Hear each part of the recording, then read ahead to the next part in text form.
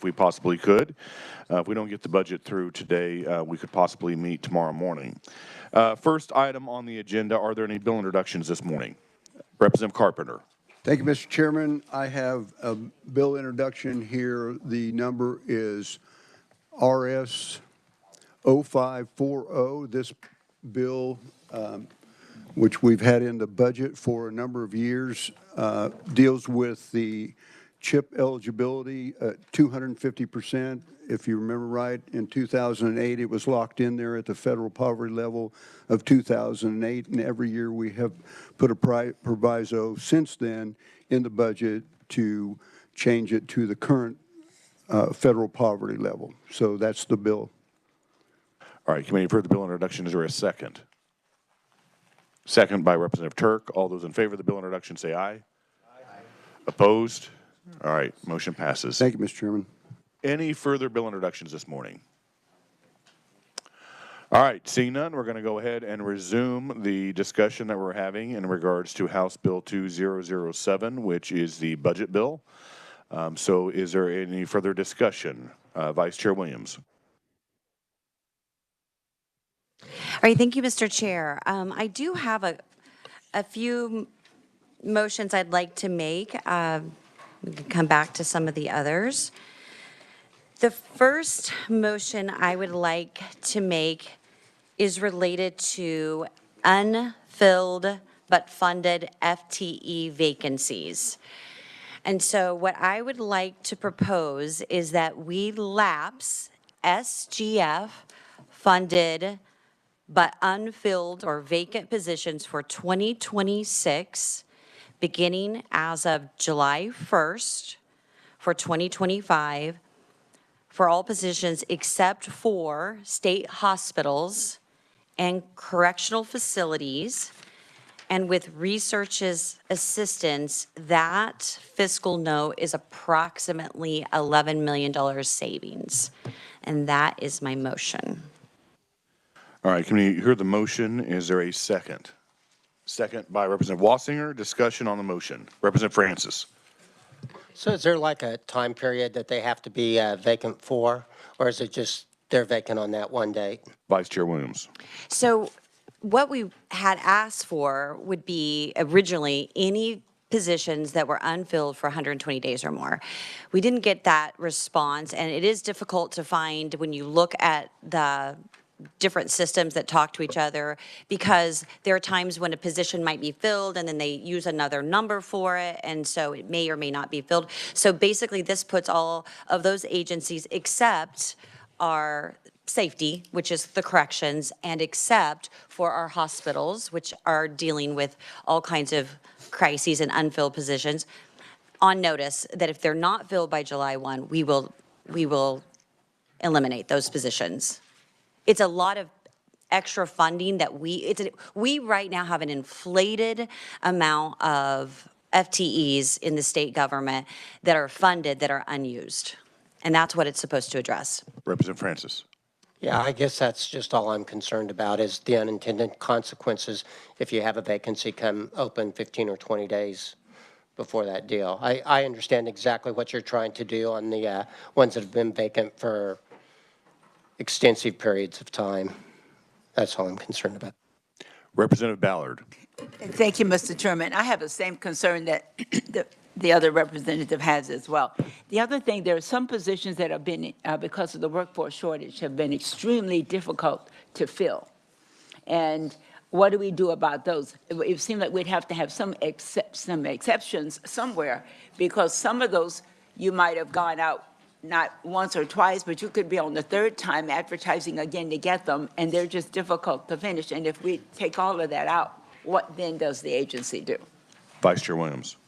Thank you for your question. So the totality of this impact is about $11 million off of $11 billion state general fund, because we're only looking at state general fund dollars. So I think that we have room for that type of cut. I think it's appropriate, and that we can ask those agencies.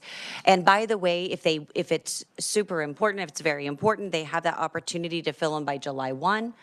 and then that number is reduced. If it's not filled by July 1, then it is eliminated. If it's something that they need, they can come back with a supplemental request in 2026, and we can review it at that time. I think it's a right sizing is the aim, is we're right sizing except for those that are struggling the most, and those are our state hospitals and our corrections facilities, and they are exempt.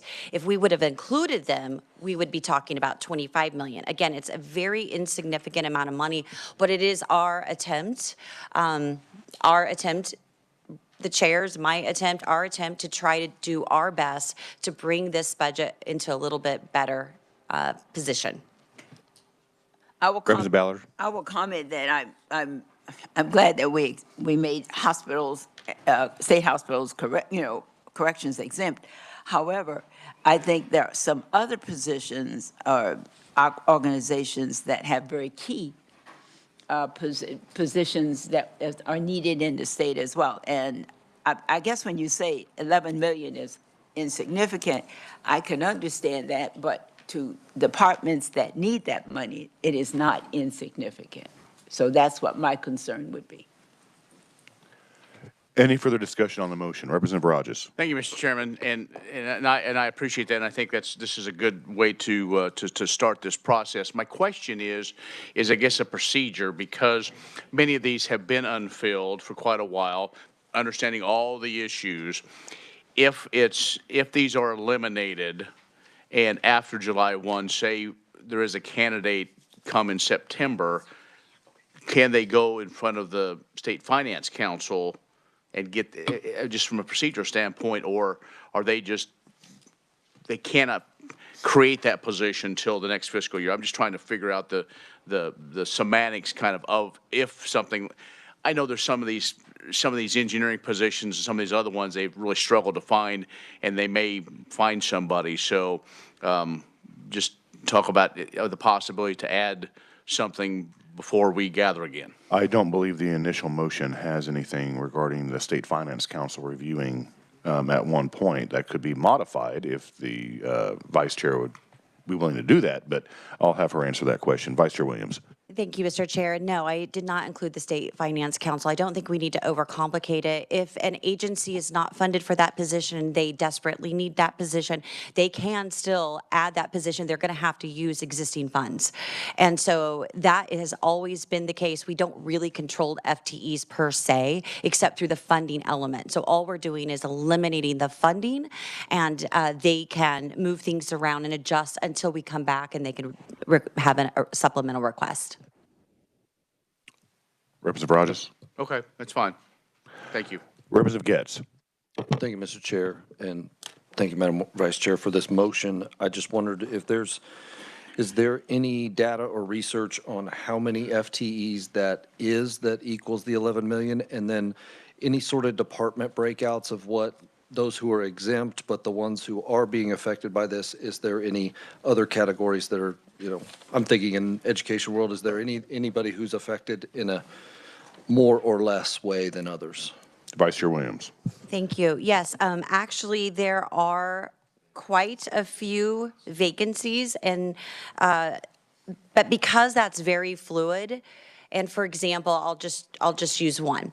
Kansas Department of Education has vacant positions. However, they also have shrinkage in the other direction. Therefore, there would be no cuts there because they've already implemented their own shrinkage. There are other agencies that have also already implemented their own cuts for their own shrinkage, no impact whatsoever.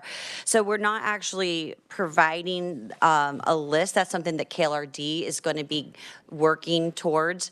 But if you wanted to stop in and chat with me later, we could look at some of those. Oh. Representative Getz. Thank you, Mr. Chair. Just kind of even just a ballpark of how many FTEs that are that, or maybe you said it and I didn't hear. The 11 million equals about how many now that will be stripped FTEs? Vice Chair Williams. It looks like we're just over approximately 1,000 vacancies. Representative Getz. Thank you, Mr. Chair. Representative Carpenter. Thank you, Mr. Chair, and I appreciate the effort on this. There are, I think, it's not quite as simple as it may seem. For instance, in the KDADs, in the nursing and credentialing surveying deal, we have federal guidelines that we have to meet, and that has been, they have really had, these are traveling folks that inspect nursing homes, and it's really hard to get folks that are traveling, and they've been consistently down about 30 folks, and they just cannot fill those spots. The other thing is in our long-term care, I'm drawing a blank here, but anyway, where we survey, or where we approve folks for long-term care, that group that we have, it's an internal group, there's like 200 employees, and it's consistently down. So I don't have a problem with this, but I would like a little bit of leeway for those folks to hire these folks if they would ever. They've been down for years, so thank you. Vice Chair Williams. Thank you, Mr. Chair. So just kind of looking at that agency, remember, this is constantly fluid, and they do have until July 1. For that agency, they're down only 39 FTEs, so I don't know exactly where those might be. But I think the attempt is, if you were to kind of examine some of this and taking out those most critical, you would probably be thinking this is a good step in the right direction.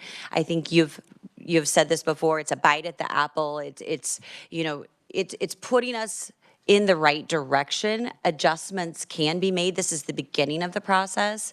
It still needs to go to the Senate, still needs to go to our floors. So I think, again, it moves us in the right direction, and if we need to make some changes, I think we can. But at this time, I would still say that it's still a very valid and good first step. Representative Carpenter. And I appreciate that. I just would like to have us have some leeway in there for these hard-to-find positions that have been open for years. We're behind. We're going to get in trouble with the federal government because we're behind on our surveying, and there's a timeline that they require those surveys to be done. And so I just would like some leeway in that area. Thank you. Vice Chair Williams. Thank you, Mr. Chair. All right, you guys do such a good job. I am going to amend my motion, a friendly amendment, if the second would back me up on that. And that would be we would add the backstop of the State Finance Council to review any appeals for these positions, to hold those open. And I would just give our revisers the leniency to provide the language that best fits that intent. Okay, with the modification, is that okay with the second? Okay, so we have a modification. Representative Ousley. Thank you, and I appreciate that modification.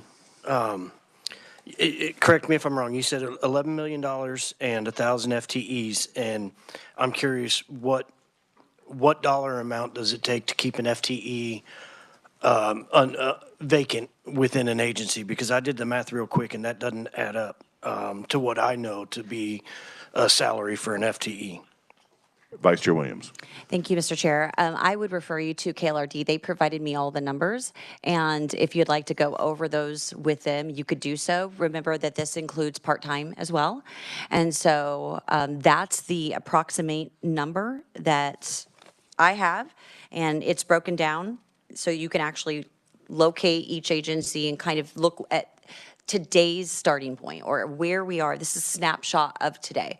So I can't speak for your calculation, but I am using KLRD's calculations. Representative Ousley. Thank you, Mr. Chair. And then clarification, does this delete position or just defund? Vice Chair Williams. We don't delete positions per se. This is only not funding the ones that are currently being funded and are vacant, with the modification that the State Finance Council shall review those before striking them, or striking the funding on July 1. Mr. Chair, if I may. Representative Ousley. And I think your amendment covers it, but it was pointed out that the bar exam is offered in July. So if the LCC can come back and, make an exemption for attorneys, we know the AG's office has positions open. We know BIDS has positions open that have been there for a while. So I think your amendment covers that. But I don't think there's any way I can support this without seeing it in writing and seeing the numbers from KLRD. We're talking about 1,000 FTEs, and I've got nothing in front of me. Thank you, Mr. Chair. Representative Helgerson. Previous representative hinted on some of the things I was going to look at. If legislative research has the information that can come up with 11 million, or was it $11 million? Can we have this information? Vice Chair Williams. I will defer to KLRD. Dylan. Mr. Chairman, so we have done a calculation on those numbers. What it basically does is it takes a vacant FTE run that's current vacants and compares it to budgeted personnel and then reduces budgeted shrinkage for the state general fund from that amount. I've kind of talked about this in the past, but the personnel system and the budget system, they don't really talk to each other very well. They're an extract of data. And so trying to get those numbers 100% validated is a little challenging. We have been able to identify circumstances where positions appear vacant but are not. And so really you're not going to know until you actually get to that point. But if the chairman would like us to share a preliminary run, we could do that. That'd be fine. Thank you. Representative Ballard. I appreciate the amendment, and it gives us some latitude. However, 1,000 vacancies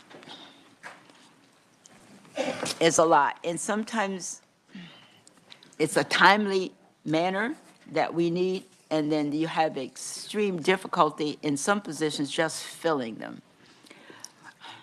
It gives a little latitude, but I'm just really opposed to eliminating that many, even though I know we need to save money. I think that's all I'll say right now. Representative Rogers. Thank you, Mr. Chairman. I started to take the second bite here. I don't think we're just not funding. We're not eliminating. And again, I don't want to go down that argument. My question is, so I can understand, like, and so we don't have it in writing. The original motion is for SGF funded positions. We have so many fee agencies. If there are positions still open in these fee funded, they're still going to operate as per normal, correct? That is correct. Okay, very good. Thank you. Representative Helgerson. Let me go back. So we're just taking $11 million off of all of our salaries and saying this is a percentage we're taking.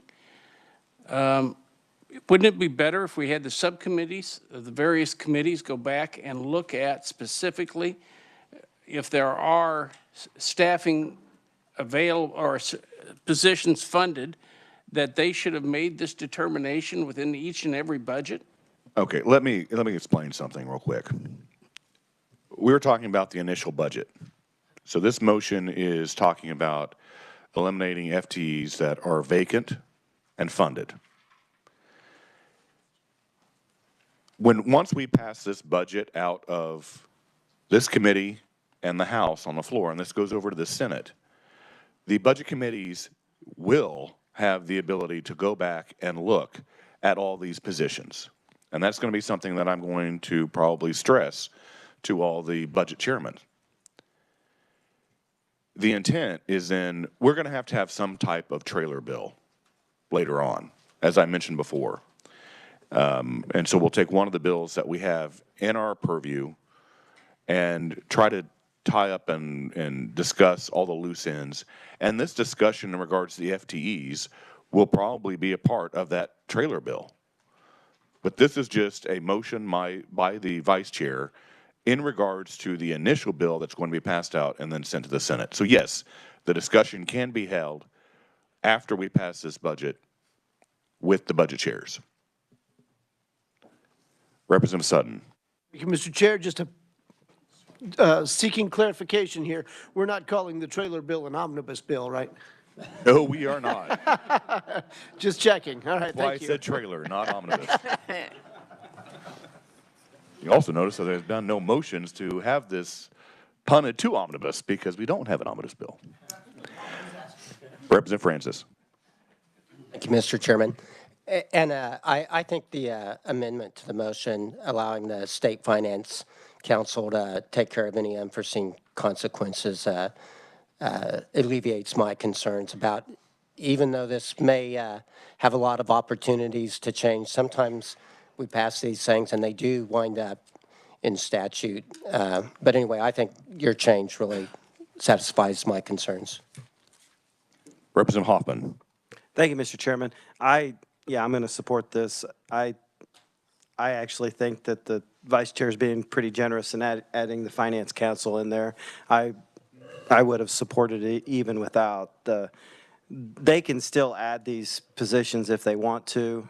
This is just simply us saying, hey, if you've got vacant positions and they're funded, we want them to be used for those positions and not other things. And so by taking that money, we kind of give them a little bit of get a shot across the bow, I guess. So I'm going to be supporting this. Thank you, Mr. Chairman.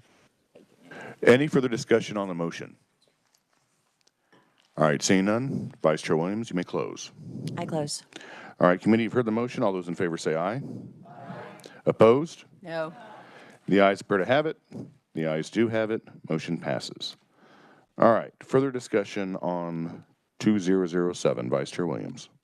Thank you, Mr. Chair. I have a couple more motions, and then I'll hold off on any additional motions till later.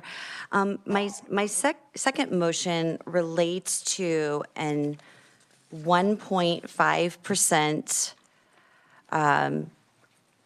reduction in operating expenses. The goal is to reduce overall operating expenses, and they would be applied to any SGF that includes salaries, capital outlay, contractual services, commodities. It would exclude all caseloads, any aid to locals, which would include grants to higher ed and to individual school districts. It would exclude debt service and any capital improvements. So this is a 1.5 SGF reduction in operating expenses only, and the amount would be, per KLRD's review, approximately $36 million. And I'll stand for questions, or that's my motion. All right, committee, you've heard the motion. Is there a second? Second by Representative Francis. Discussion on the motion. Seeing none, Vice Chair Williams, you may close. I close. All right, committee, you've heard the motion. All those in favor say aye. Opposed? No. The ayes appear to have it. The ayes do have it. Motion passes. Vice Chair Williams. All right, and my last one for the moment, and it actually relates to the EBT program. If you look under DCF, you will find the EBT program listed first, and I'm actually going to reference the 2025. It's on page 10. And we added 3.7 million, including 1.8 million SGF. So my motion is actually similar to something that we have done in previous years, or at least last year, in a different manner for a different purpose. But what I would move is that we lapse 1.8 million from DCF operating expenditures, and then we would appropriate 1.8 million SGF to the State Finance Council.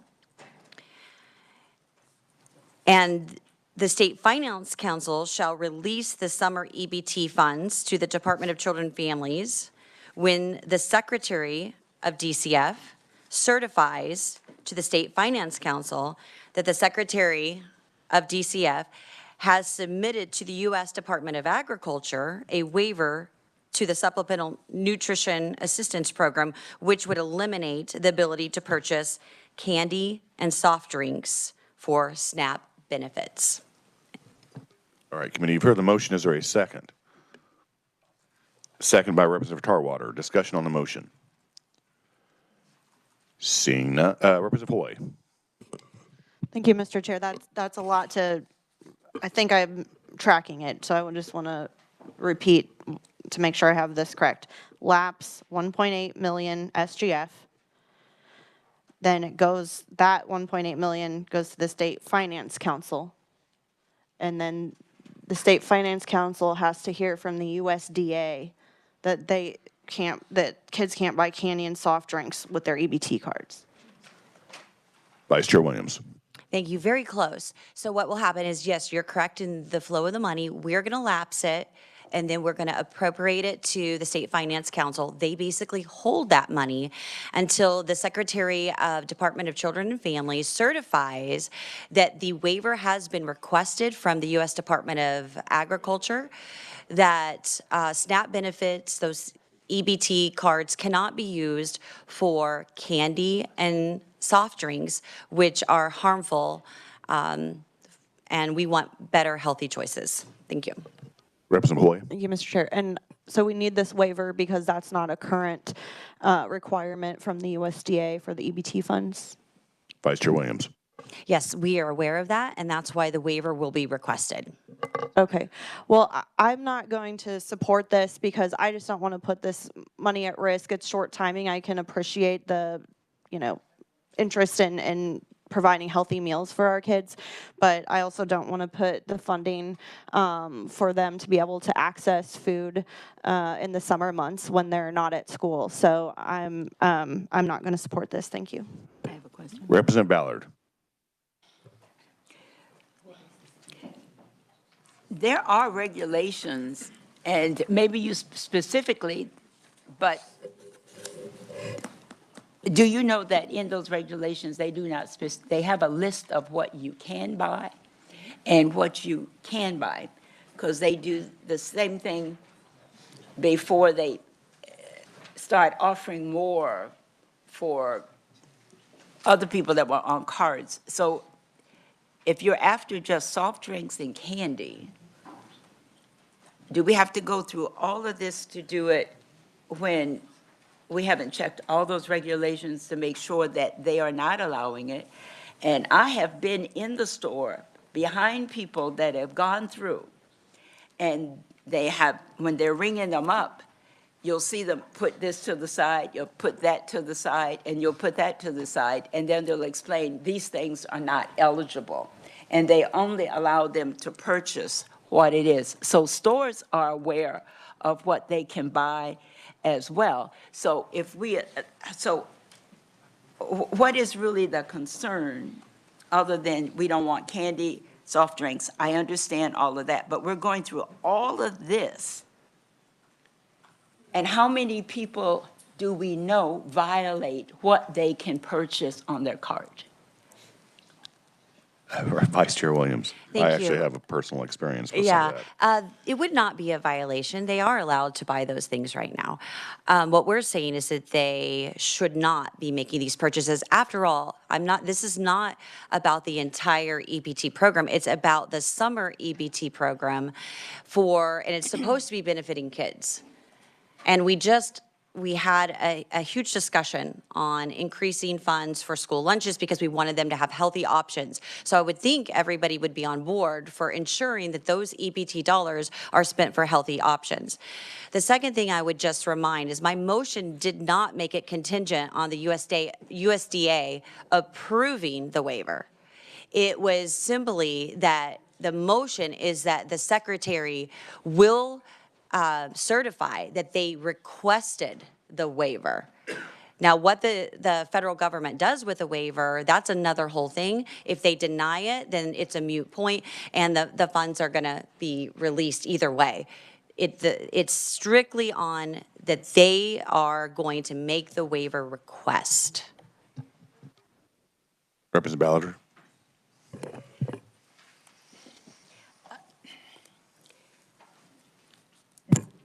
This is a kind of a unique situation for a parent. I understand we should be providing healthy options. But again, I've been in line where there's certain foods that they want, and children are tugging on their parents, they're doing everything else to have it. And I think a parent is in an awkward position when other children, because their parents allow them to have those things, and then they can't, and the mother says, no, we can't have it because it's not allowed, or I have to stick with a healthy food. I have to see it from the other parent from that parent's responsibility, is it our job to force that parent, because it's state funded, to only buy healthy stuff when other people have options to give their children some of these same things? I understand because the state's paying for it, we want to dictate what they can purchase.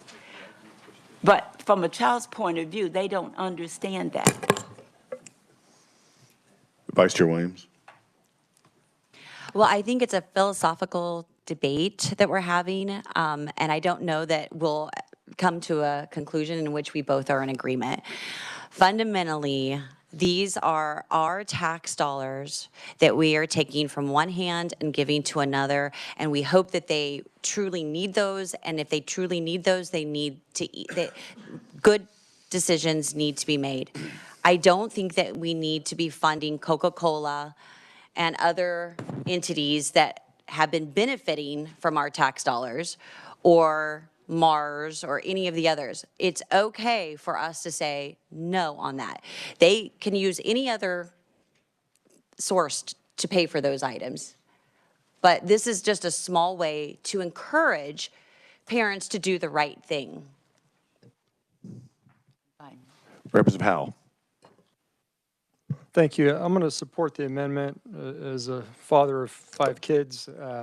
It's increasingly a challenge to get sugary candies away from them. They're exposed to it constantly.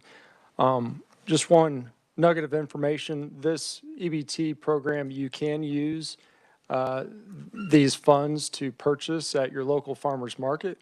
So, you know, you're supporting people that are providing locally sourced foods, and you can support local agriculture. So I just wanted to put in a word for that. Thank you.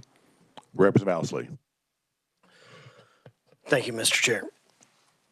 So there'd be no Twix or Kit Kats for Valentine's Day unless the waiver is certified, sent to...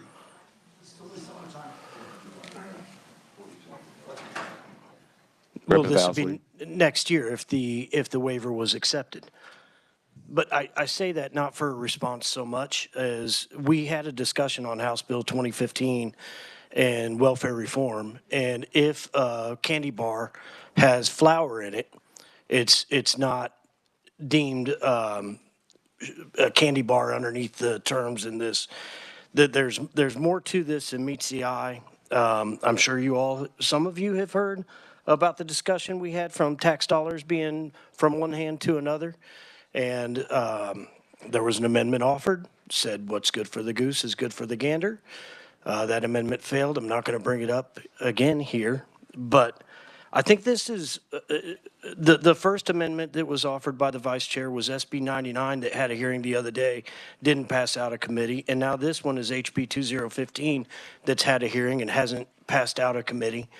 Well, it did pass out of committee, but I think we're getting ahead of the process here in that we do have committees all over in the House and in the Senate doing work, and we ought to let them do their work and dive into the details of it, because what sounds good on paper may have real consequences. In this one, especially to our small businesses that participate in the SNAP program. The point of sales devices that these vendors use isn't equipped to deal with this. So I think that this is a terrible amendment that needs more vetting, and the consequences, not only to the EBT program, if the secretary were not to oblige, but if it was to be accepted and that waiver was done, there's consequences that we're not discussing here. Representative Carpenter. Thank you, Mr. Chairman. And I could take up the rest of this session and probably the rest of the day talking about vision cards and how they are abused. So being a grocer for 35 years, but I think, and I support this very much, but I don't want to get into that. But I think ultimately what happens is the big lobby, the big stores that make fortunes of money off of our EBT program, and you get a person in there with literally a credit card at the first of the month with $1,000, $1,500 on it, and they don't think about cooking and all that kind of stuff. They just buy whatever they want, and then they're out of food by the middle of the month, and they haven't cooked a single thing. So it's a bigger picture, but I would support this. But I think you're going to, at the federal level, you're going to run into a hard stop approving this because of the big lobby of the big stores. So, but thank you. Representative Curtis. Thank you, Mr. Chair. So for the maker of the motion, a lot of eastern part of Wyandotte County, we actually are in what is determined to be a food desert. So we have just limited access to really healthy, especially vegetables and fruits. In fact, there's a nonprofit that does have a mobile van that goes around and tries to make those things available. So will this in any way help us have more healthy options to the people who are dependent on EBT, not just in fresh fruits and vegetables, but, you know, a lot of the stuff that comes in boxes just are not healthy food options as well. So does this in any way help us become not a food desert, not a healthcare desert, not an infrastructure desert? Because we in the eastern part of Wyandotte County have become isolated. And so I'm real concerned just does this in any way help us to have more healthy food options available? Vice Chair Williams. Thank you, Mr. Chair. So, you know, I live 2 miles from a closest grocery store, and I don't consider that myself to be in a food desert. I don't know the distance for some of your constituents. However, by that argument or by that logic, are we to assume that your constituents are only getting food at a convenience store? And then, well, a Family Dollar is not a convenience store. So there are options. There can be options. This is not going to solve everything. I understand that flour is in Twix, and so they can purchase Twix. I understand that there's complexities. I understand this is not a perfect answer. I understand that people prefer candy over the apple that they can purchase. A lot of times, there is no will to try. There is no will to go get those. And I understand that there are programs out there where fresh fruits and vegetables are brought in. But even if they were brought in, will they buy them? I mean, I can't change what people will or will not do when they go to the grocery store, the convenience store, or the Family Dollar. I cannot do that. None of us can. But what we can do is make incremental changes. And this is one of those incremental changes that could have a positive impact. And by no means should we be supporting the idea of putting candy and soft drinks on EBT cards. That's not healthy. That's not a healthy option.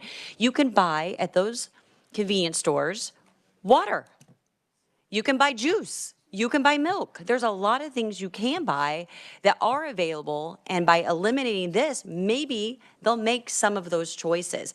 And also, you know, again, you know, this lengthy discussion, and thank you, Chairman, for allowing us to have this discussion, but I would just clarify that even though the money is being taken from the EBT, it really is intended to have the waiver for the entire SNAP program. Because they don't separate the two. It's for the SNAP program, but we're just taking one piece of money, holding it until it's certified. Representative Ballard. All right, now clarification. This, you said, we're saving $1 million? Vice Chair Williams. No, we're not saving any money. We are taking 1.8 million. We are lapsing it from where it is right now in the operating fund of DCF, and we're actually now then appropriating it to the State Finance Council. The State Finance Council holds that money until such time as the Secretary of DCF certifies that the waiver has been submitted to USDA. All right, but basically, Ballard. Thank you. Basically, you're taking the money, you're holding it. Now, I can understand a lengthy discussion that we have on $11 million. That's a sizable amount. But this is a small amount when we look at it in terms of what we're taking, we're transferring it someplace else. But when I hear the explanation, what we really are doing here is saying we disagree with options that parents have when they take their children to the store or when they purchase products. We don't approve of them purchasing those kinds of products. And because the state is paying for it, we will make it, try to eliminate doing that. Now, I can't decide, is it the money we're trying to save, or are we sending a message that we will dictate what you buy, and we put the caveat because it's a healthy option? I have a real concern with that because it's not just money, it's a message and it's judgmental. Maybe because it's state, we can get away with it, but is it appropriate? Thank you, Mr. Chair. Representative Estes. Thank you. First, I'd like to address the point of sale concern, because when we talked about taking the tax away from food, that was raised as an issue to me, and I checked with the consumer point of sale. I'm not remembering their name correctly, but there is an association at the federal level, and discussed through how easy and hard is it for them to respond. And the sense was that most grocery stores in Kansas use some kind of a service, and these companies are used to changing things pretty quickly. And because so many states have so many different policies and they change them. So I'm comfortable that we're not going to burden businesses unnecessarily. I am going to support this, and I usually don't like to get into an area like this, but really what compels me is the effects, the lifelong effects of childhood obesity, and I just can't feel like I'm helping to allow that to happen. It shortens lifespan. It's a miserable way to live. I have diabetes. I don't want that for any of our children. So I don't do it out of judgment, but I do it out of an extreme compassion and not wanting that for children in Kansas. Thank you, Mr. Chair. Representative Helverson. Well, I take a different tact. I don't mind being arbitrary, judgmental, or anything else with governmental funds. You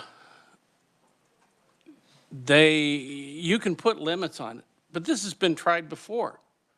And we have, right now, the President, the Senate, and the House, and several other individuals, part of your party, that my guess is, if you're serious about this, make a phone call, write a letter. Don't stop the bureaucracy, or don't try to inhibit this program. You can introduce it at the federal level and get it done if they really want to do it. I support restrictions on this program as you're talking about, but all this is going to do is create additional work for the Kansas administrators. And then if you want to try to stop the program by the Finance Council really refusing that they've signed a letter of exemption, you can do that. But, you know, let's make the decisions we can make. Representative Tarwater. Thank you, Mr. Chairman. Yeah, I'll go ahead and say it. Okay, so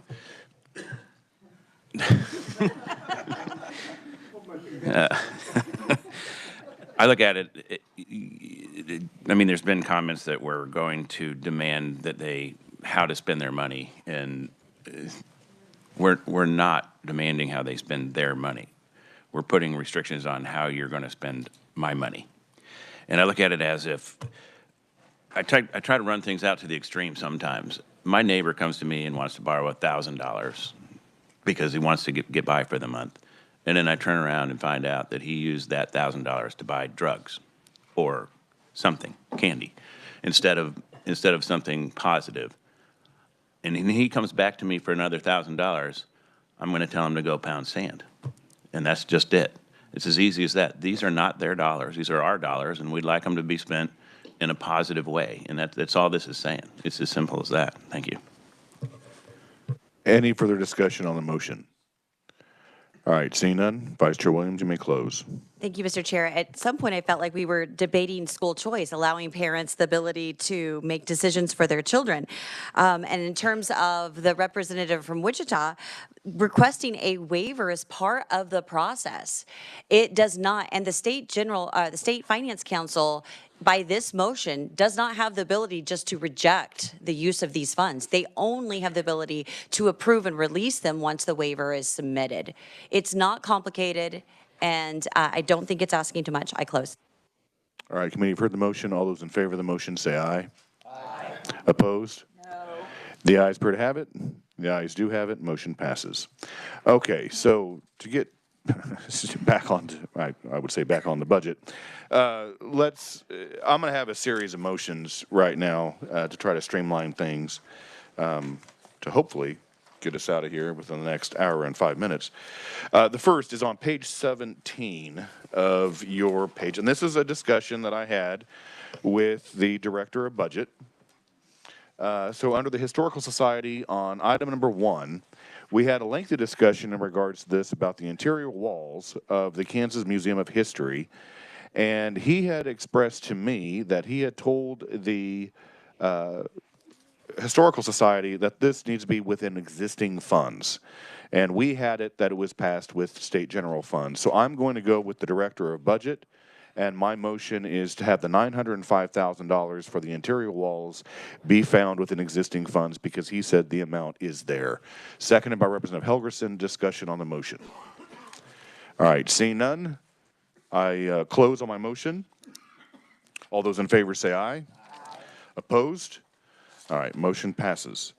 The next item that I have is, okay, so we had some discussion on this in regards to the Department of Administration. Again, I met with the Secretary of Administration, and there was $19 million. We can talk about how that was appropriated last year in regards to the finishing of the building. I have a caveat to that. So $19 million was taken from the ARPA interest in regards to finalizing the completion of what is now called the docking building. And we had taken that money out after meeting with him in order to complete that building and the construction. And he answered my questions, in which I was afraid that this was the issue. It did not totally go towards furniture, fixtures, and equipment. More than half of that was construction costs to complete the building. $10 million of the 19 is because they came over bid. And they were very creative in the language on how to use that money as saying it was for furniture, fixtures, or equipment. But actually it is to complete the building. So I know when we had the Department of Administration's budget that was released by Chairperson Wassinger, we had taken the $19 million out. And I'm going to have a series of motions in regards to ARPA, so just brace yourselves. Because if you've been on this committee for the last couple of years, you know how much I despise the ARPA money that we have remaining.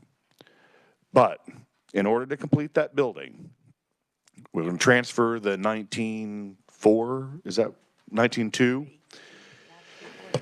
19.3 from the ARPA account to finalize the construction of that building.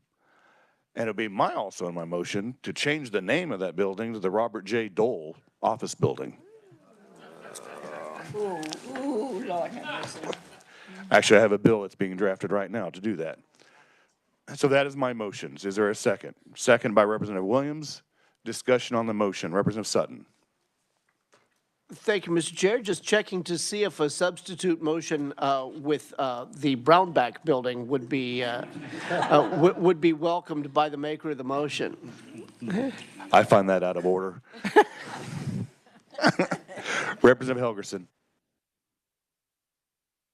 You're taking the 19.3 in ARPA interest that I took out last week and using it for finishing the building. It was indicated to me that that needs to be, in order to complete the building in in calendar year 2025, they need that money to finish the building and to provide all the furniture, fixtures, and equipment. But as I mentioned, 10 million is to complete the building, 9 million is for the furniture, fixtures, and equipment. Representative Helgerson. Have they put in $10 million for the change orders? They supplied with me, I do not have it with me right now, all of the items. They had it actually itemized for the $19 million on what needs to be completed. But I think there are some statutes that say that if we have a contract on a building, and it goes over so much that they have to put in certain change orders. And that may even be that they have to report to the legislature or the finance council. I would have to defer to the reviser. Jill. Mr. Chairman, Representative Helgerson, yes, there is a statute that says if there's change orders over 125,000, they're supposed to be reported to the Joint Building Committee.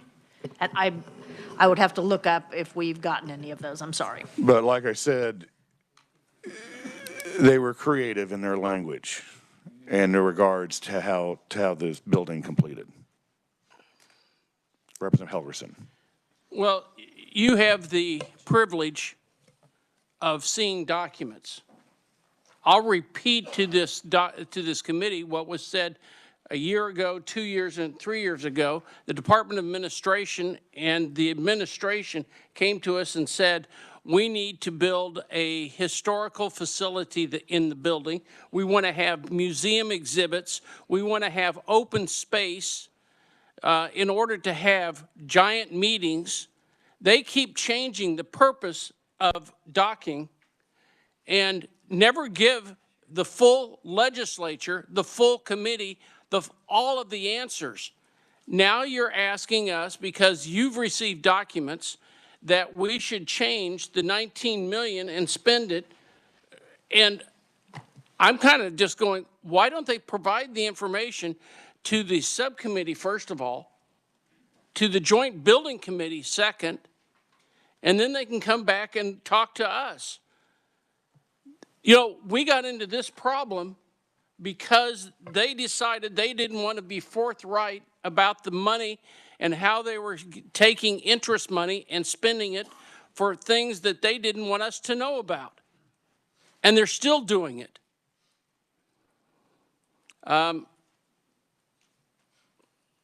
Mr. Chairman, you know, I'm not going to support the $19 million for the building because I haven't seen any documentation, nor has the legislature.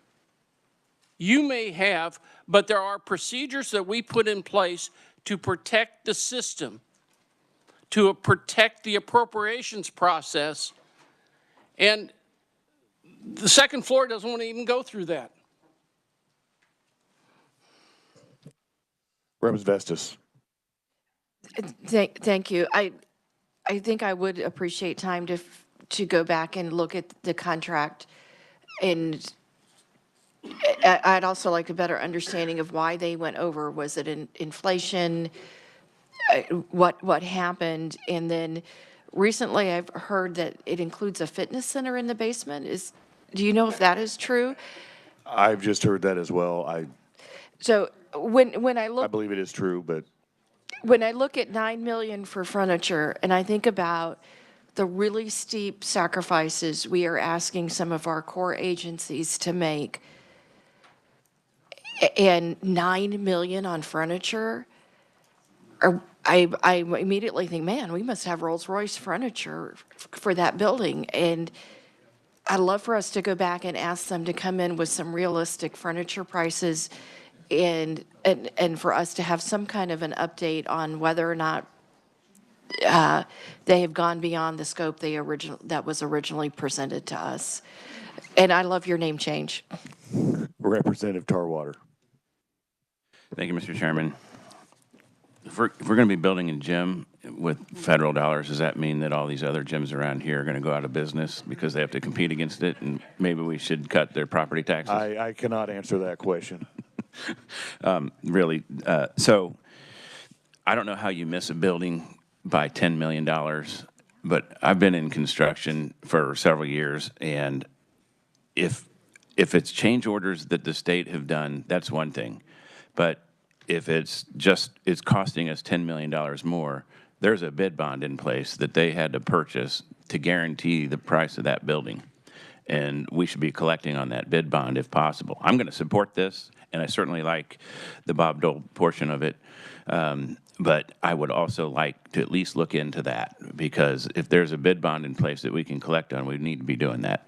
Well, and I can actually make the caveat that we had on the previous motions made by the vice chair that this is also subject to State Finance Council approval. I mean, if that suffices some of it, I mean, that's also headed by the governor, but also members of the legislature serve on the State Finance Council.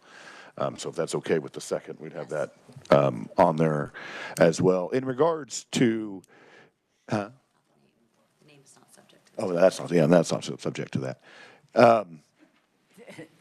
In regards to some of the other comments that were made, it's been expressed by leadership that we want new furniture in that building, not the existing furniture that had bed bugs. I mean, if you remember back in years ago, there were bed bugs in docking.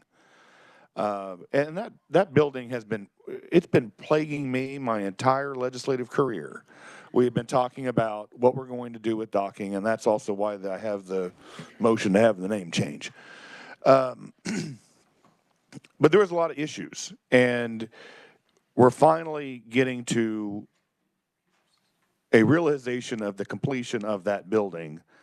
And in order to complete it, this is what is needed, and that's why it was transferred. I'm not saying it was appropriate, but in discussions that I've had with the Secretary of Administration, this is what is needed to complete the building and finalize the whole discussion in regards to that building and what we're doing with it. Representative Housley. Thank you, Mr. Chair. So clarification, your motion does change the name of the building? It does. Okay. And I have a bill that's going to be drafted too to make that contingent. Thank you for that clarification. And then committee, I just want to bring it to your attention that when we approved this out of the Building Construction Committee, this was a last-minute proposal brought to us. It wasn't in writing. I just had a discussion with the former chair of the committee the other day. One of the members of that committee was actually on their combine when we voted to approve this. It had not had proper vetting through the committee, so I'm not surprised that there's confusion here at the end. Much like what we've done this morning, there's going to be some loose ends. But I think I just want to clarify also that the design of the building always, through every design proposal, was to have a shell of a building, and then you're just going to have a giant pit for, cubicles. So when you're thinking furniture, you're not thinking a couch and a desk. You're thinking interior dividers. You're thinking, fixtures. And so I think the name change tears me. I support the funding, but Mr. Chair, why? Because he was a prolific figure in Kansas politics. Any further? Representative Helgerson. Mr. Chairman, you said you needed 19.3 million. I will make a substitute motion. And on the same page, page 4, it's called ERP modernization of 26 million. I propose that we use the $26 million to fund whatever additional enhancements the administration and the executive and the finance council believe is necessary, and not do the IT. All right, committee, you've heard the motion. Is there a second? All right, the substitute motion fails because there wasn't a second. We're back on the original motion. Representative Ballard. Thank you. Well, obviously you need the bill in order to take the docking name and create a new one. Is that why? Okay. Yes. Has that happened to any building in Topeka that you know of, especially to a former governor? That I do not know. It's just if we would have the name change, now we're going on the name change. If we would have the name change in the budget bill, it's only active for the years that the budget bill is inactive. Now, I'd have to say, I mean, It's less lettering. but it also could be the docking Dole building. And it's including both. Now, obviously, you know, I'm addressing it because they went through a process in order to name this building, and for years, it was the docking building, and he contributed significantly to it, not perhaps as much as Senator Dole. And I'm not opposed to it. I'm just thinking, is there another way we can incorporate both of these people on the building? We can work that on the bill. Okay, well, we will have that discussion. Thank you, Mr. Chair. Any further discussion on the motion? All right, seeing none, I close. All those in favor of the motion say aye. Opposed? The ayes appear to have it. The ayes do have it. Motion passes. Okay, so brace yourself for this one. We have approximately, and Dylan will correct me if I'm wrong, about $49 million when you consider the $32 million that came back from Washburn and interest in regards to ARPA. And as I mentioned before, and as many of you know, being on this committee, I want to get rid of ARPA. And I know that's not going to happen because we still have the money that is sitting in the coffers. It may be obligated, but it has not spent. So we're still going to have ARPA interest that's going to be accruing over the next fiscal year. But in order to absolve what we have now, Jeffrey, my chief of staff, has been working with my intern in regards to items that we already have in the budget that could be construed as one-time spending in some cases. I'll elaborate on it later. And so I'm going to go through a list of those items that he has identified that we are going to convert from state general fund to ARPA to draw down that $45 million balance that we have. So first, going back to the substitute motion that was made by Representative Helgerson, that would be the first payment of the $26 million for the modernization to a cloud-based enterprise resource planning with the Department of Administration. Department of Commerce, KC BioHub grant of $1 million. Department of Commerce, semi-quincentennial preparations and 1 FTE, $73,000. Department of Commerce, the KIT KIR EDIF funds, $500,000. DCF, the purchase of 800 licenses for client management software, $800,000. Children's cabinet, that would be the child care facility operation of Dodge City in collaboration with Cargo Plant, $2 million. Department of Commerce, rural remote workplaces, $1.5 million. I believe it's the Department of Ag, and I think Chairman Anderson will be able to express this better, to acquire technology and necessary approvals to operate and maintain operations for ag-focused FAA-approved UAS test range. Also directed work with the Kansas Congressional Delegation for federal funds, $3 million. KDHE, Healthcare Upskilling Training Program, $1 million. Blueprint for Literacy with the Kansas Department of Regents, $2 million. University of Kansas, reappropriations lapse for the airborne electromagnetic surveys by the Kansas Geological Survey, $760,000. Statewide Highway Patrol, one-time repairs to the facilities at the Salina Training Academy, $1 million. KBI, two items actually for the KBI. Laboratory infrastructure for Forensic Science Laboratory, $500,000. Upgrade to the state's sort system with new and compliant software, $500,000. And the Kansas State Fair Emergency Command Center for $750,000. Also with the department, or the KBI, or not KBI, Kansas Highway Patrol.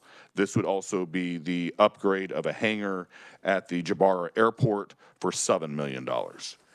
That, by my total, drains that account.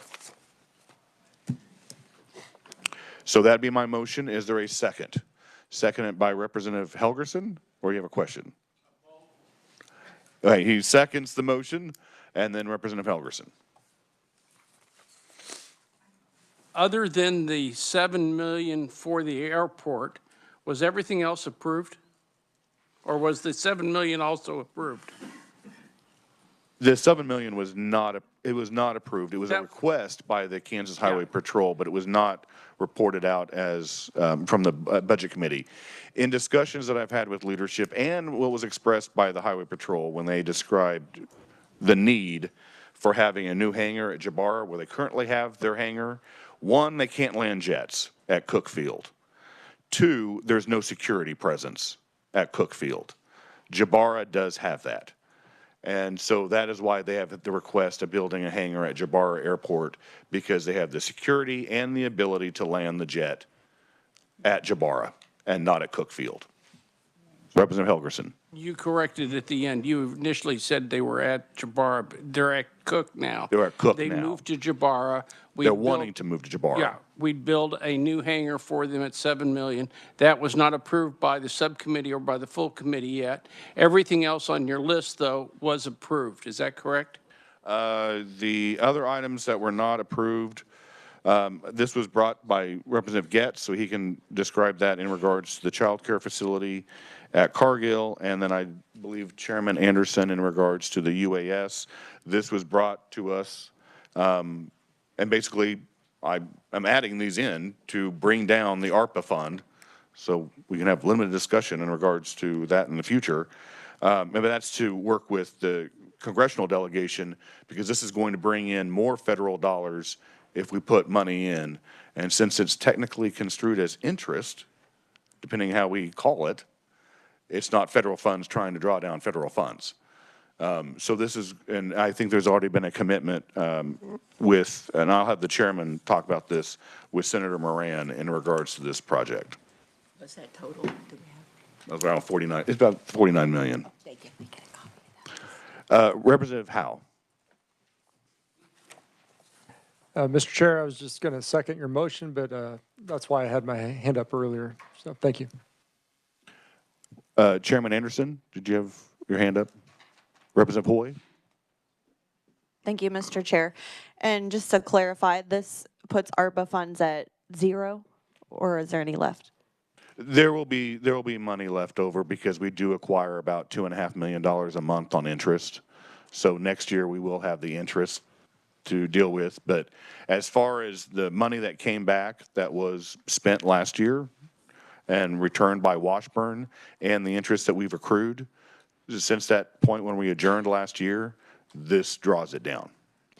Thank you for the clarification, and I do support the funds for the airport hangar coming from that committee. That was definitely a need that we just weren't able to fit in there. But there was another need that I think we need to, if we are going to clear these out, if there is any more room to put ARPA funding toward 11 million for the Lansing warehouse and raising to pave the way for the Lansing Career Campus.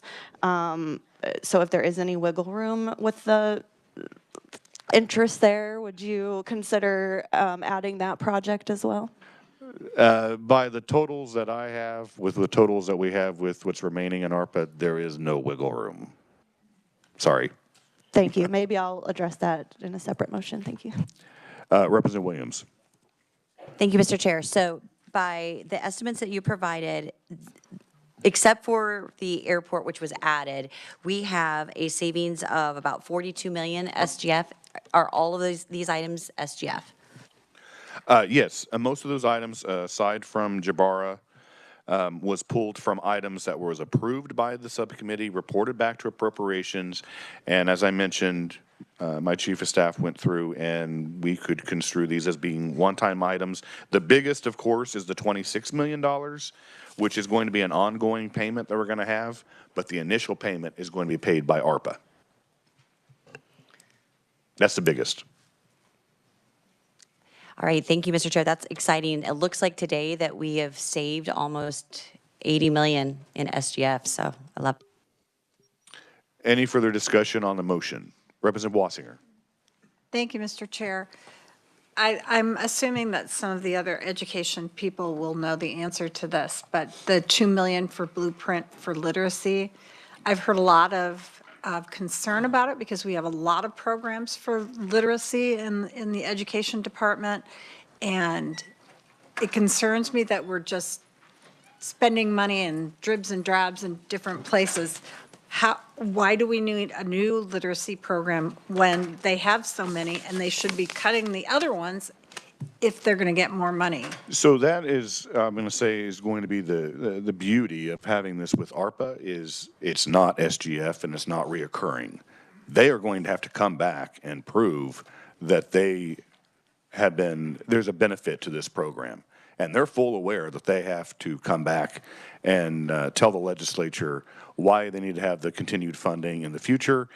With this being one-time money, they have to come back in order to do that. If we did it SGF, that could be baked into the overall budget for for KBOR and be lost. This way, it was $10 million, and we sized it down to 2. And we're saying you have to come back next year and prove that you need this funding to continue. Okay, thank you, Mr. Chair. May I ask a clarification? Representative Ballard. Just a clarification, you had it as 2, but maybe I put it down wrong at 2,500. Did you reduce it 5? I did. Okay, thank you. Any further discussion on the motion?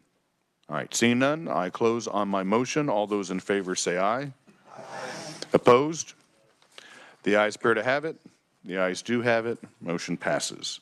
The next item that I have is in regards to the Children's Cabinet. And this has been a request by the director, who I'll say I have the most respect for. And within our budget, that budget for the Children's Cabinet and the Children's Initiative Fund is fractured and it's piecemealed all over the place. And so I may need Jill's language and help here. And then the first part of this motion is to put their budget intact, not changing the transfers, but just having it intact within the state budget. The other is there's about $2.4 million that in order to make the Children's Initiative Fund positive, we need to stop 2 transfers in order to make that a positive account. And that would be $1.3 million for the child care health safety grants and $1.1 million workforce training. And they can find that within existing resources within the department, but that is to make the Children's Initiative Fund solvent. So that's my motion. Is there a second? Second. Second by Representative Ballard. Discussion on the motion. Representative Williams. Thank you, Mr. Chair. In what budget? So it's divided between KSDE and what is the other location? And where are we actually, it's putting it? not Department of Education. It's KDHE and DCF. DCF. Well, there was a piece that goes through the K-12 budget. So is everything going into which one? Well, and like my motion is, it's just putting the budget, I think you're talking about putting the budget back together and being one instead of fractured. The transfers don't stop. So if there's something that's going to the Department of Education, that transfer still happens. It's just within our budget bill, it's showing as an intact budget. No, under its own. Any further discussion? Representative Estes. Thank you, Mr. Chair. For clarification, is the Education Budget Committee still going to be the ones who approve that portion of their budget, and you're just showing it in one place together? Yes, they would still be the approving authority. Thank you. Any further discussion? Seeing none, I close my motion. All those in favor of the motion say aye. Aye. Opposed? All right, motion passes. The next is, this is actually something that's been brought up to me by leadership. And this is to add $1 million SGF for the efficiency analysis review and add language that the consulting service shall review and evaluate state finances and state agencies on how such agencies could utilize data analytics, statistical analysis, and AI to provide services more efficiently, which may result in an overall reduction in expenditures. So that would be my motion. Is there a second? Seconded by Representative Williams. Discussion on the motion. All right, seeing none, I close my motion. All those in favor say aye. Representative Helgerson. So we need to contract out $1 million to find efficiencies for budgeting, is that right? Yeah, it'd be an AI software that would go in and look at our budget, very similar to what's been going on in the federal government lately. And like I said, it would go in and try to see if there's any like duplication, any cost savings. And it's been reported that it would save us money in the end run. I guess I understand that it would save us money, but quite often we end up spending more money to get the information. And if it's going to save us money, they should be able to take it from the existing budgets. Like I said, Which budget is this coming from? this is, it doesn't say, it just says from state general fund. And it's coming from, actually it does, Legislative Coordinating Council. So they're going to contract out and spend $1 million on software or consultants that they hope will save us money across the board. We've heard this song before.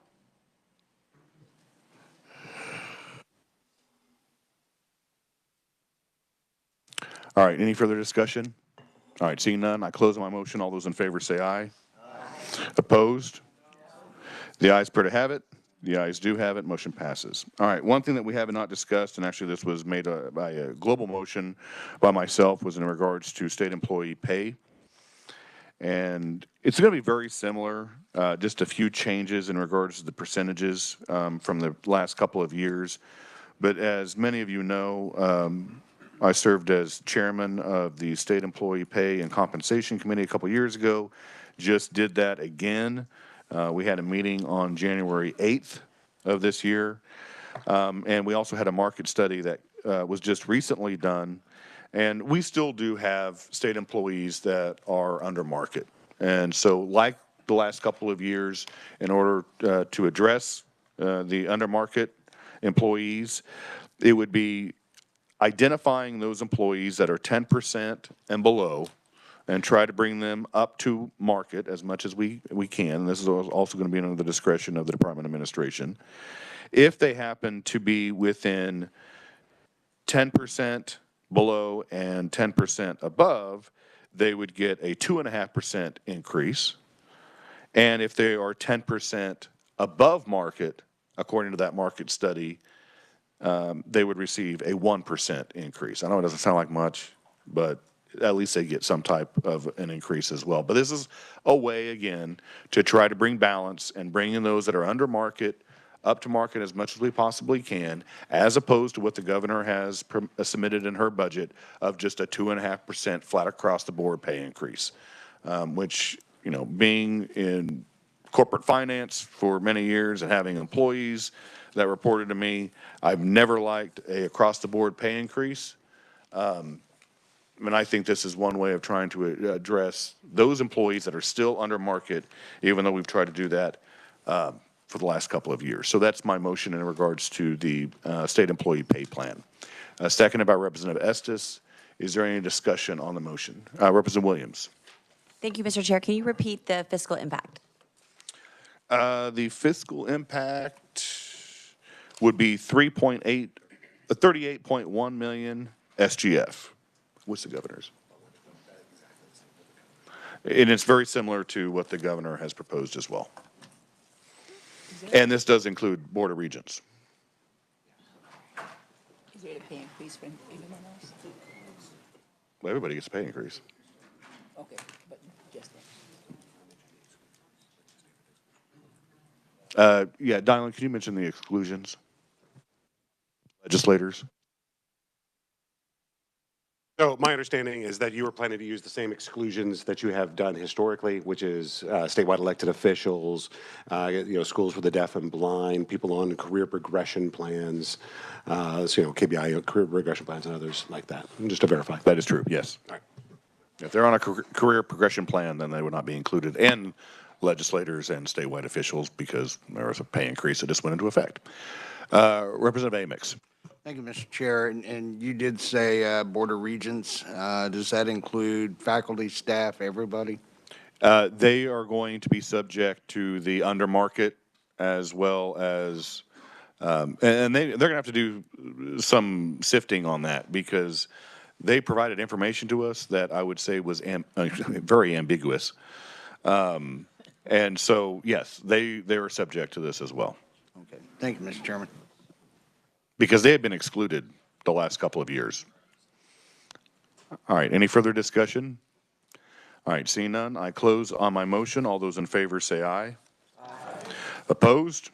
All right, motion passes. The last motion that I have is in regards to the recently agreed upon MCO contracts. And basically, Jill has drafted some language in regards to this, and this is pretty much to say MCOs and the departments, you have to adhere to what the accepted bid was, and you can't change that until the expiration of the contract. Seconded by Representative Sutton. Discussion on the motion. Seeing none, I close on my motion. All those in favor say aye. Aye. Opposed? All right, motion passes. I believe, committee, that I'm done with my motions. Representative Howe. Thank you, Mr. Chair. I have a motion I would like to offer for adjustments for higher education.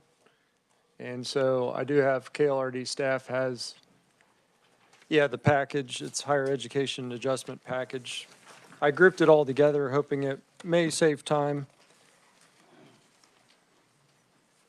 So. Just briefly go through your motion. Okay. So in the document that's being handed out, there's going to be some adjustments that I'm proposing. I'll just go down the list.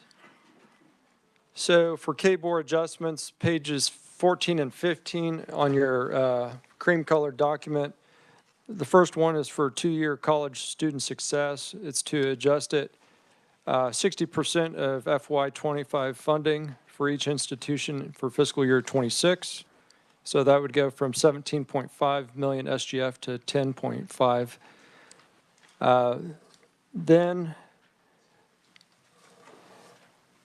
Then to take $5,827,000 and, 5.8 million SGF for student success for the public universities, including Washburn. And that would be 60% of the FY25 funding levels for each institution in fiscal year 26. The next one would be the two-year college apprenticeship, adjusting it from 14.3 million SGF to 10.725 million. So that would be a 75% level of funding compared to fiscal year 25. Next would be the technical college operating grant to adjust it from 10.5 million SGF to 7 million. The next one was Washburn Municipal Operating Grant to adjust it from 3.3 million SGF to 1.65 million SGF. The next one is Kansas Osteopathic Scholarship, adjust it from 2.2 million SGF to 1 million. Next is a part of the budget bill, so on page 212, lines 5 and 6, to essentially zero out the funding for the technology equipment at community colleges in Washburn. That's $398,475. Next is another item in the budget bill, page 216, lines 36 and 37, SEDIF, Technology Innovation and Internship Program, to adjust that down to zero from 179,000. Next is another one from the budget bill, Community Technical College Competitive Grant, adjusting that from 500,000 down to zero. Next would be to add language to lapse all appropriation and reappropriation for fiscal year 26 for the Computer Science Pre-Service Educator Grant. It's $1 million. Next is to add language to lapse all appropriation and reappropriation for fiscal year 26 for the Career Technical Workforce Grant is $114,075. And so that's the total proposed adjustment for anything under the K-Board budget.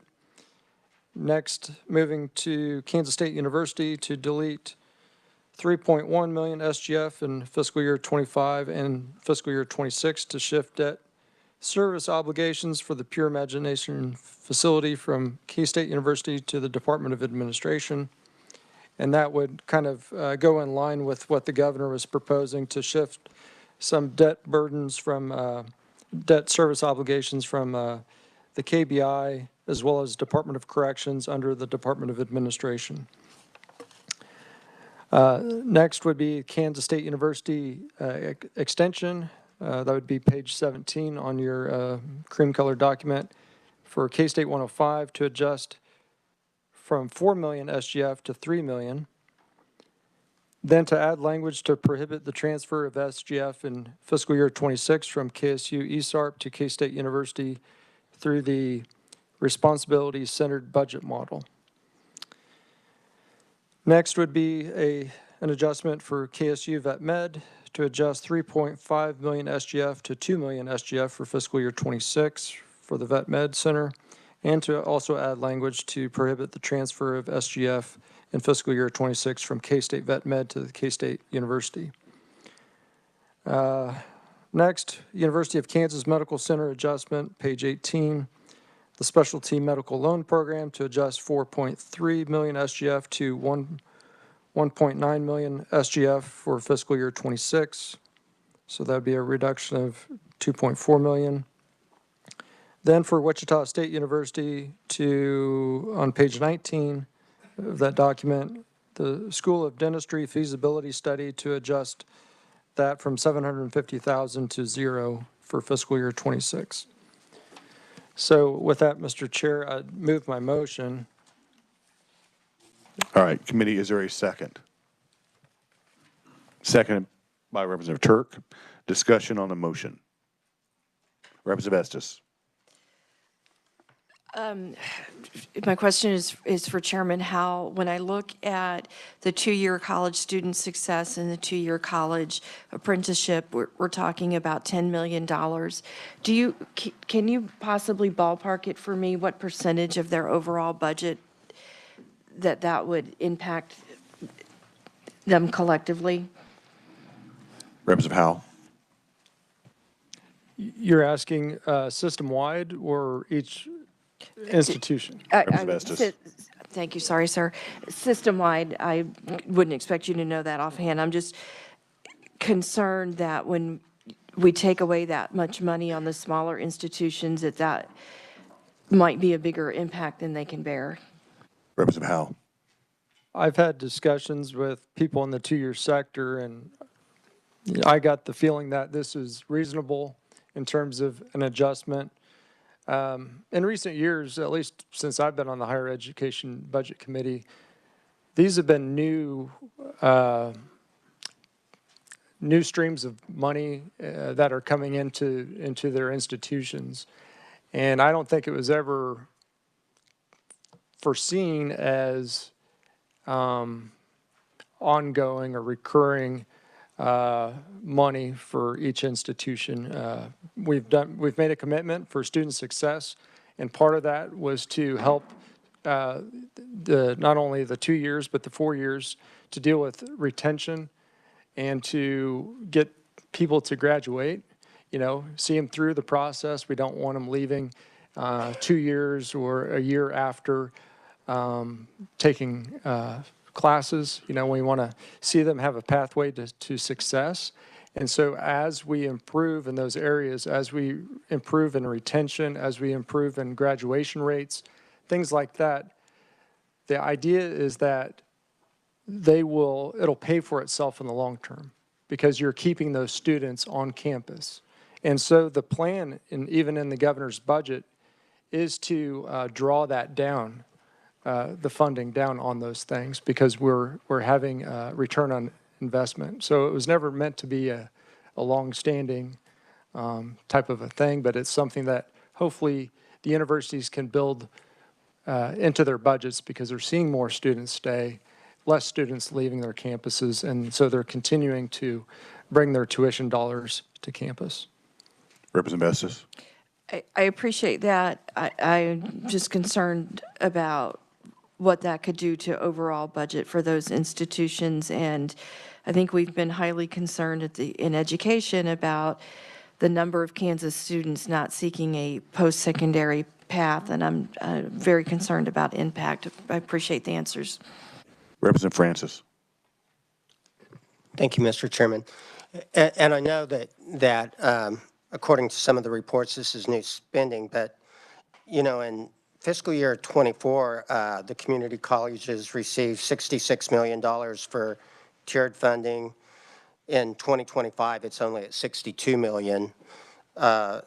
In non-tiered funding in 24, they received $95 million. In 2025, it's $89 million, which, you know, it looks like to me that they moved some of this money around from different buckets to make themselves be more efficient.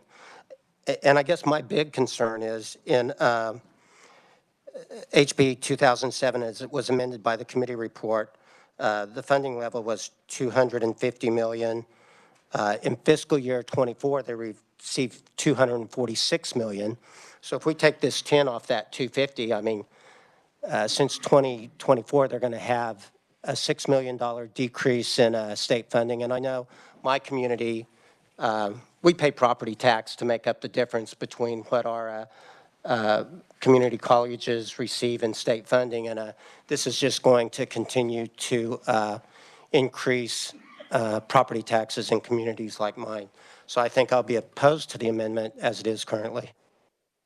Representative Amix.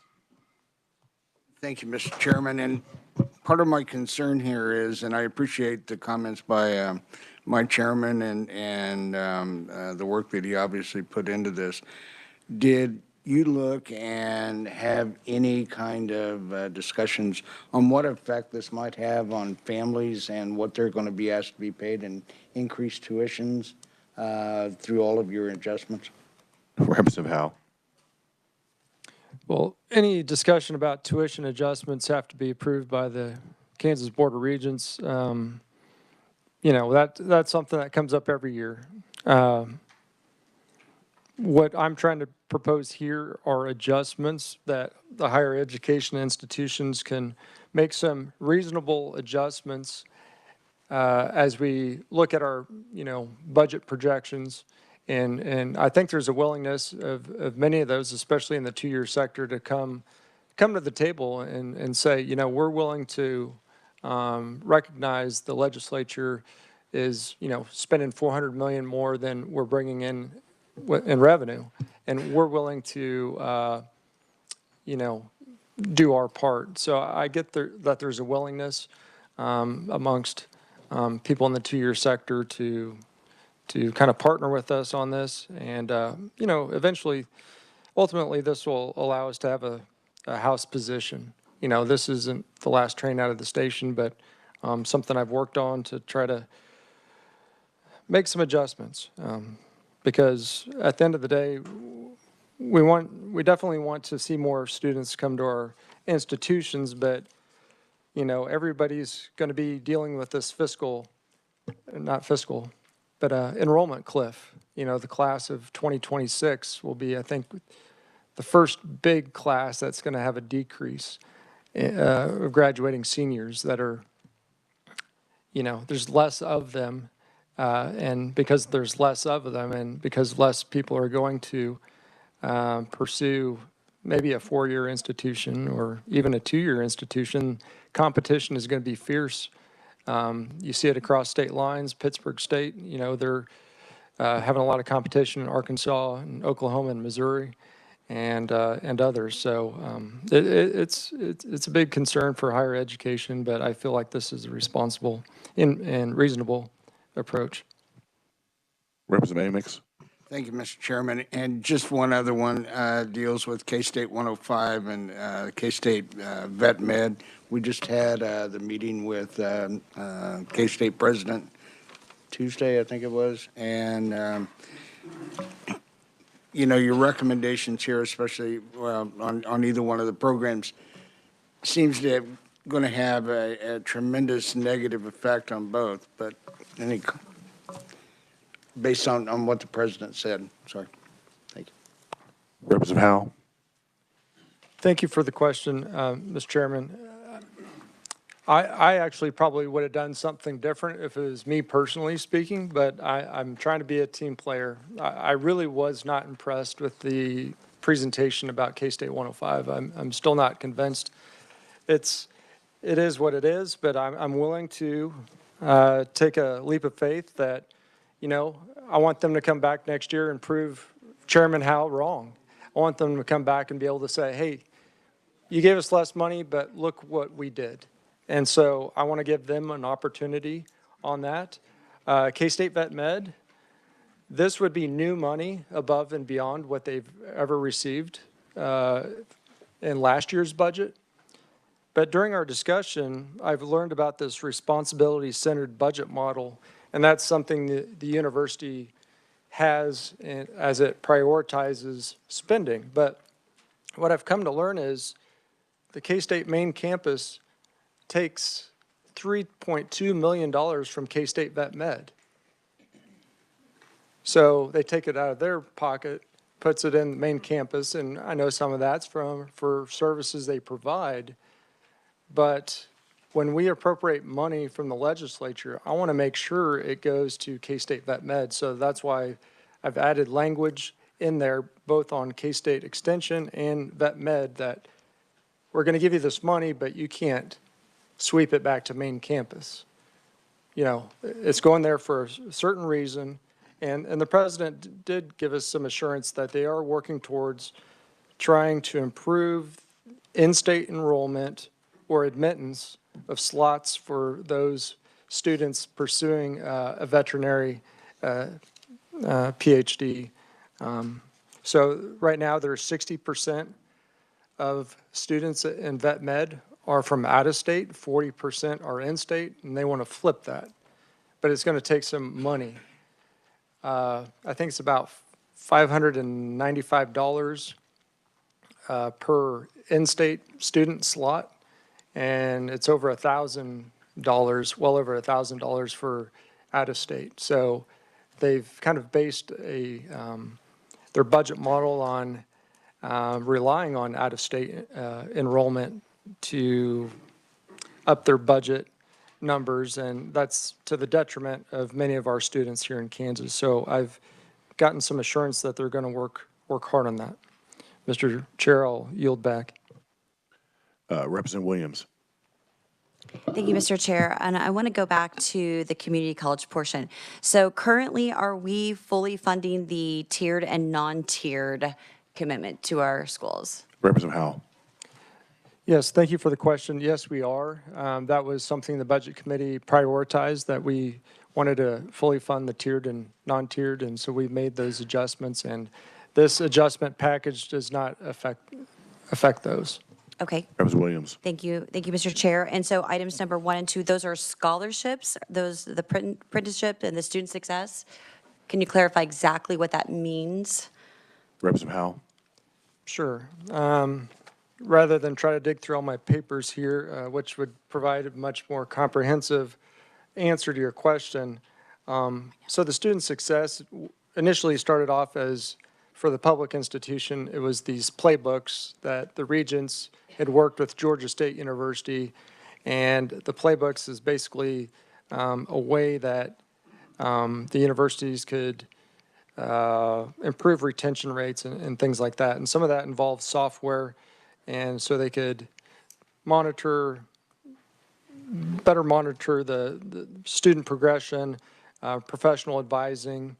And, you know, when I went through school, I have to say I probably didn't have the best advisors, so they're really trying to up their game in the advising that's going on and things like that. So the 2-year apprenticeship is for the business and industry apprenticeship program, if you will, really trying to work with industry so they can meet the needs of, I guess, the businesses out there, and making sure that they're getting students to graduate and things of that nature. But I know with the community colleges, the apprenticeship program was probably a little bit more of a priority than the student success. So that's why there's a little bit of a different adjustment made on those two. Representative Williams. All right, thank you for that explanation. And for the number 1 and number 2, they were funded in 2025, is that correct? Representative Howell? That is correct. When we first introduced HB 2007, all of those things were swept out of the budget, so we put them back in at full funding in the Higher Education Budget Committee. But, you know, I now have a vantage point a little bit differently because when we started report outs, I would hear one budget. The next day, we would work that budget, we would report it out. And being on an expedited time frame, I couldn't really look at the whole picture. In an ideal world, I would love to have everybody provide testimony on all their budgets. Then my committee would come back because we'd have a more comprehensive, more global look at everything in higher education. Then we can make those adjustments. But I didn't have that opportunity. So that's kind of what I've brought today, is a little bit with a bigger view, recognizing what's going on. Representative Williams? Thank you, Mr. Chair. And so then another question then, when these two proposals were brought to your committee or when they were first implemented in 2025, what was the long-term objective? Meaning, was this one-time funding? What were they seeing in terms of requests? Representative Howell? On items 1 and 2, is that what you're referring to? Correct. Okay. You know, I'm trying to look here real quick. So this is the document we got in the Special Committee on Legislative Budget, and this said 2024 legislative one-time spends. And so a lot of those items are on this sheet. And so I feel like, you know, we're willing to make the investment for another year. They've shown success. They've shown some improvements in some areas, but there's always that debate whether anything is really one-time spending up here. So I've always kind of viewed it as year to year, just from my standpoint.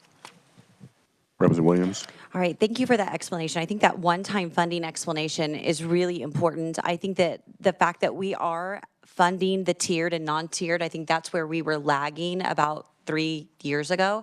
We were not fully funding that. And so I think that's the state's commitment. Anything that we do in addition is a bonus that we're trying to do to support those entities. I will note that there are only 18 counties that have 19 community colleges. These are the only colleges in our state that are fully extensively funded by property tax, over $300 million. It is bearing those 18 counties. It is a struggle. I can say, and you've heard me say it before, I live in Butler County. I am just east of Sedgwick County, and close to 70% of our students come from Sedgwick County, and we fund the money. It is not, you know, I will say it's just not a fair formula. But having said that, I will also note that we need to really be paying attention to enrollment, and we also need to be paying attention to online enrollment. Community college enrollment is progressing downward. It is declining. And in addition to that, they have, I think that the most recent numbers are 51% of all community college enrollment is online. Or perhaps if I'm off, then that's mine. Maybe that's my community college that's online. So we need to take that in consideration. And so with all of those things calculated together, that we're fully funding the tiered and the non-tiered, I appreciate your work, Mr. Chair. Actually, committee, we're going to have to recess the discussion on this. We are 9 minutes before we go to session, and I was just looking at the House calendar. Right now, it says that there is no meeting scheduled for tomorrow, and we're going to have to change that to probably meeting on call of the chair. The reason why I state that is because my intent, and I was looking at Ag and Natural Resources agenda for today, and you have 3 bill hearings. Are you working any bills this morning or this afternoon, Chairman Rogers?